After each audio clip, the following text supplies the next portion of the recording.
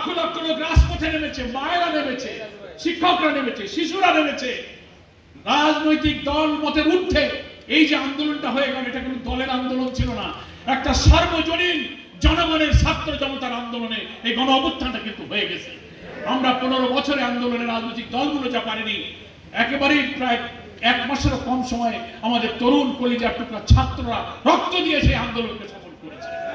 ফলে আজকে এই ছাত্ররা হচ্ছে আন্দোলনের গর্বিত অংশীদার। হ্যাঁ, 15 বছর আমরা যারা আন্দোলন করেছি, এই আন্দোলনটাও কিন্তু এই আন্দোলন সফলতার ভিত্তিভূমি তৈরি করে দিয়েছিল।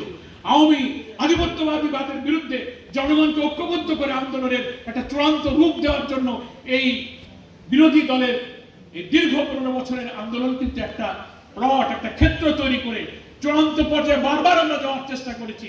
আর ফ্যাসিবাদী আওয়ামী লীগ গুলি করে, হত্যা করে, ভোট বন্ধ করে আমাদের আন্দোলনকে ব্যর্থ করার চেষ্টা করেছে। কিন্তু এবারের ছাত্র আন্দোলন দল মতের ঊর্ধ্বে সবাই যখন মাঠে নেমেছে, ঘরে কেউ থাকেনি, তখন আর হাসিনার গুলি আমাদের আন্দোলনকে কিন্তু আর থামাতে পারেনি। 5 তারিখে লক্ষ লক্ষ ছাত্ররা শাহবাগ থেকে, উত্তরা থেকে জনতার স্রোত ওই হাসিনার গণভবনের দিকে যখন ধাওয়া করলো, পার্লামেন্টে ধাওয়া করলো, তখন দুপুরবেলা শেখ হাসিনা আর তার বোন হেলিকপ্টারে বাংলাদেশ থেকে পালাতে এসে বাধ্য করে।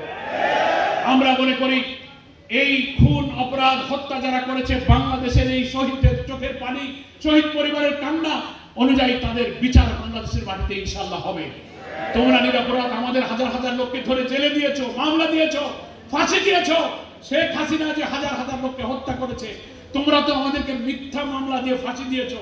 শেখ হাসিনাকে বিচার করতে মিথ্যা মামলা দেওয়া রাখবে না। সে যা করেছে সত্য ঘটনা দিয়েই তাকে 100 বার ফাঁসি দেওয়া যাবে। ফলে বর্তমান সরকার মানবতা বিরোধী অপরাধের ট্রাইব্যুনাল গঠন করেছে। সেই ট্রাইব্যুনালে ইনশাআল্লাহ বিচার হবে।